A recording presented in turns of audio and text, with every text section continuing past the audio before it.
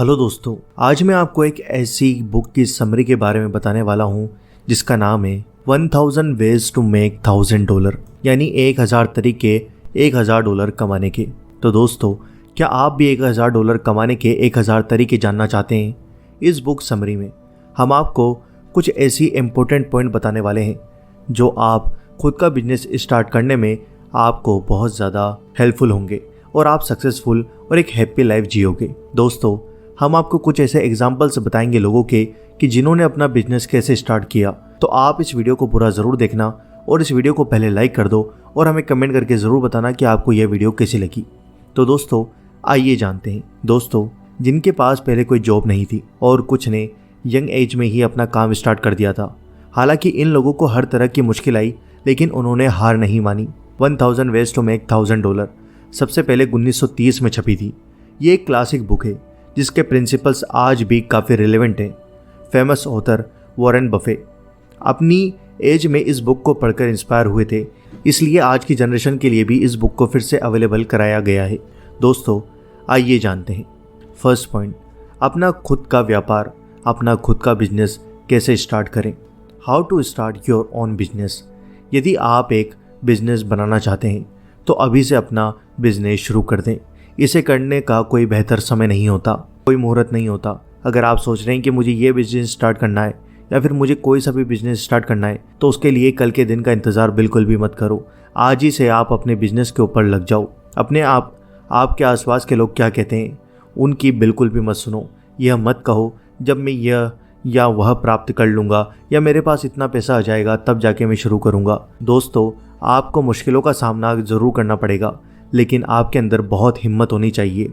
दोस्तों, ओटो श्रिंग केवल 21 वर्ष का था। वो अपना खुद का बिजनेस शुरू करने के लिए दृढ़ था।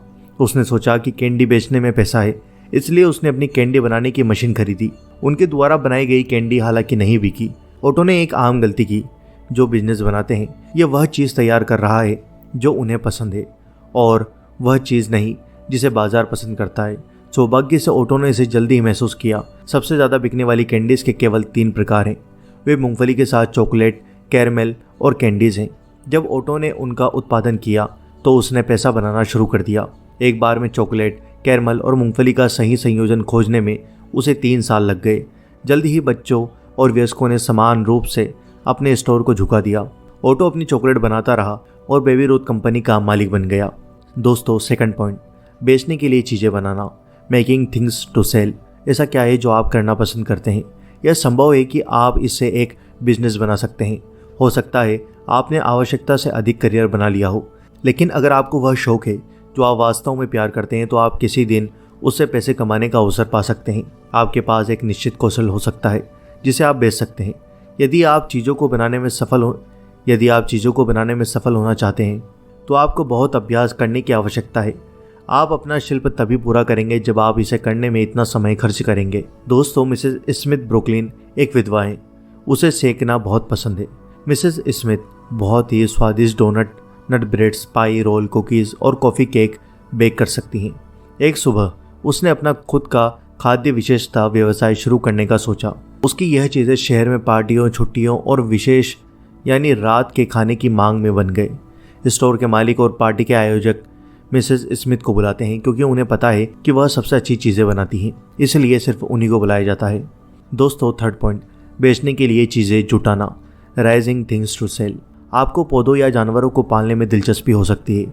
फल या सब्जियां लगाने और खेत जानवरों, मुर्गी या मछलियों की देखभाल करने में बहुत सारे अवसर हैं। आपको एक विशाल खेत के मालिक होने की आवश्यकता नहीं है। तुम भी एक तहखाने में व्यापार शुरू कर सकते हो। जॉर्ज जेसप ने मधुमक्खियों को पालकर बहुत पैसा कमाया। उन्होंने सिर्फ एक कॉलोनी से शुरुआत की। उसने मधुमक्खियों को तहखाने में डाल दिया और उन्हें एक अच्छा छत्ता दिया। मधुमक्खियां सिर्फ शहद खाती रहीं। मधुमक्खियों को अधिक ध्यान देने की आवश्यकता नहीं है। एक साल में एक छत्ता 100 पाउंड शहद का उत्पादन कर सकता है। जल्दी ही जॉर्ज के पास 10 मधुमक्खी कॉलोनियों का स्वामित्व था। उन्होंने थोक व्यापारी और खुदरा विक्रेताओं को समान रूप से बेचा। दोस्तों, नेक्स्ट पॉइंट, एक बिजनेस के रूप में स्टोर कीपिंग। दोस्तों, आपके शहर में बहुत सारे किराने का सामान, दवा की दुकानें या हार्डवेयर हैं।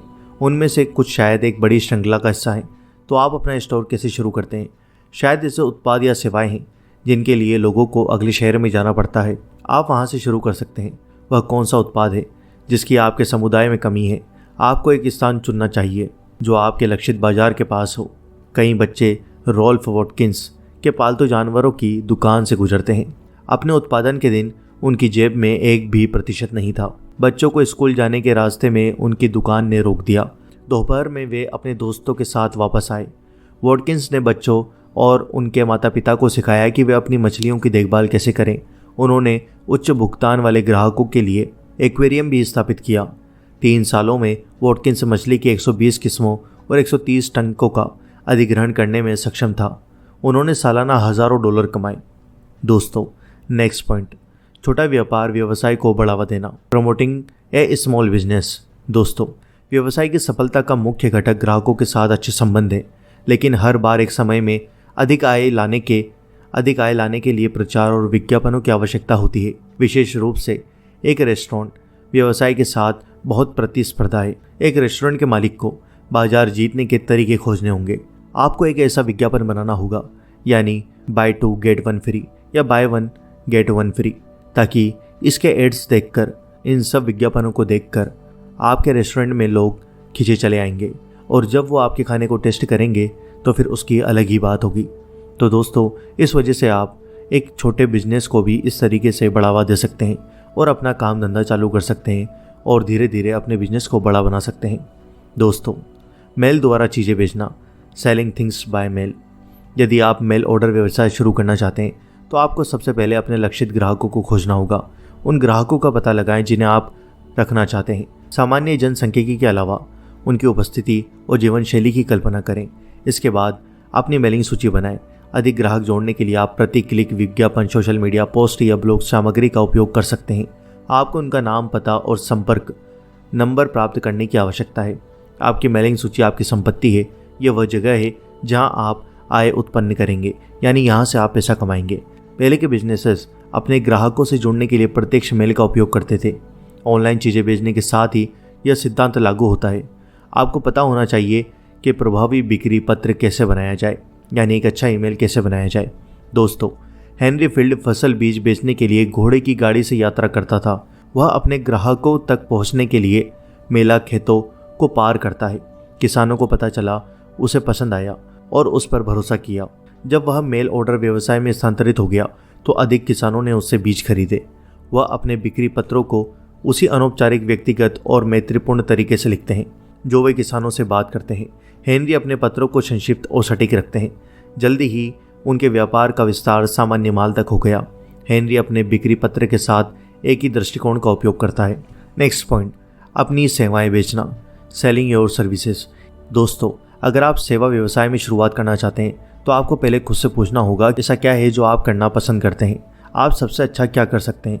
क्या आपके पास एक निश्चित कौशल या विशेषता है, कोई स्किल है? तो दोस्तों, आपके लिए विशेषज्ञ होना आवश्यक है। आपको उस स्किल के अंदर मास्टर होना जरूरी है। दूसरे शब्दों में, आपको अपना क्षेत्र छोटा करना पड़ेगा। आपको अपना विशिष्ट आला खोजने की ज़रूरत है। इस तरह आप अपने कौशल में सुधार ला सकते हैं और इसमें महारत हासिल कर सकते हैं। आप प्रतिस्पर्धा को भी खत्म कर सकते हैं। अपने आला बाहर चित्रा और उस पर अच्छा हो। अधिक महत्वपूर्ण बात, हमेशा अपने ग्राहकों को अच्छा मूल्य दें। यदि आप गुणवत्ता सेवा प्रदान करते हैं तो लोग अधिक भुगतान करने को तैयार होंगे। दोस्तों, एक एग्जाम्पल से समझिए। एक कॉलेज शिक्षा के लिए भुगतान, paying for a college education. कई प्रसिद्ध व्यक्तित्व अपनी सफलता का क्षेत्र अपने शुरुआती काम के अनुभवों को देते हैं। कॉलेज अंशकालिक नौकरियां एक शानदार तरीका है जो पैसे के मूल्य और विभिन्न प्रकार के लोगों के साथ कैसे व्यवहार करें ये जानने के लिए है। सबसे इम्पोर्टेंट बात, ये नौकरियां किसी चरित्र को बनाने में मदद करती हैं। मिस्टर हंटले एक रविवार दोपहर को अपनी कार साफ कर रहे थे। एक युवक ने उनसे संपर्क किया और कहा, मुझे विश्वास है अगर यह सिमोनाइज किया जाता तो कार बेहतर दिखती। उन्होंने मिस्टर हिंटले को एक छोटा कार्ड दिया। साइमनाइजिंग शब्द लिखा गया था। फिर बाएं हाथ के कोने पर युवक का नाम और संपर्क नंबर था। मिस्टर हंटले ने उत्सुक होकर पूछा। उन्होंने सीखा कि युवक वास्तव में वॉशिंगटन विश्वविद्यालय का छात्र है। वह सप्ताहांत पर कारों को साफ और पॉलिश करता है। युवक ग्राहकों को खोजने के लिए गलियों, कारखानों और कार्यालयों में जाता था। वह पहले से जूनियर वर्ष में है। छात्र ने तब से खुद का समर्थन किया है। तो दोस्तों, इस तरीके से आप कौन सा बिजनेस कैसे शुरू करना है ये जान सकते हैं और मैंने आपको बहुत से एग्जाम्पल से बताए हैं और यह वीडियो आपको समझ में आई होगी। तो दोस्तों, मुझे उम्मीद है कि आपको यह वीडियो अच्छे से समझ में आई होगी। इस वीडियो को लाइक करो, शेयर करो, और अगर आप हमसे कोई पॉइंट पूछना चाहते हैं या आपका कोई क्वेश्चन है तो आप हमें ज़रूर कमेंट करें, हम आपके कमेंट का रिप्लाई ज़रूर करेंगे। चैनल को सब्सक्राइब कर दो, बेल आइकन ज़रूर दबा दो ताकि आपको हमारी हर आने वाली वीडियो का नोटिफिकेशन मिल जाए। Thanks for watching.